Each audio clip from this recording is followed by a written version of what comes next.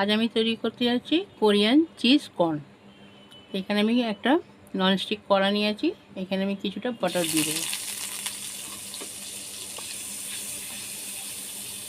Melt হোক ততক্ষণ। আমার বাটারটা মেল্ট হয়ে গেছে, এবার আমি এখানে কর্নগুলো দিয়ে দেবো। এটা বাটারের সঙ্গে আমি একটু ভাজা ভাজা করব। দেবো অল্প লবণ,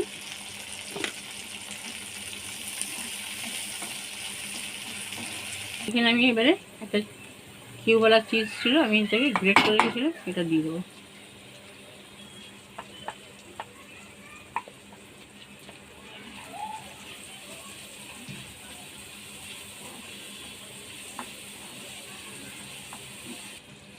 এখানে কিছুটা ক্যাপসিকাম কুচি দিয়ে দেবো, বাড়িতে ছিল অল্প। এখানে দেবো chilli flakes, black pepper powder, কিছুটা অরিগানো দিয়ে দেবো। সঙ্গে মিক্স করে নিলে আমার এখানে কোরিয়ান চিজি কর্ন সম্পূর্ণ রেডি। বন্ধুরা, এখানে আমার কোরিয়ান চিজি কর্ন পুরো সম্পূর্ণ রেডি। এই রেসিপিটা যদি আপনাদের ভালো লাগে তো আমাকে সাবস্ক্রাইব করবেন। আমার এখানেতে কোরিয়ান চিজি কর্ন সম্পূর্ণ রেডি, আপনাদেরকে সার্ভ করে দেখালাম।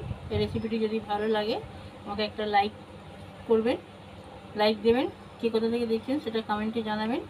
ফেসবুক থেকে দেখলে আমার পেজটিকে ফলো করবেন, আমার সঙ্গে থাকবেন। ভালো থাকবেন, সুস্থ থাকবেন, দোয়াতে আমাকে মনে করবেন। আল্লাহ হাফেজ।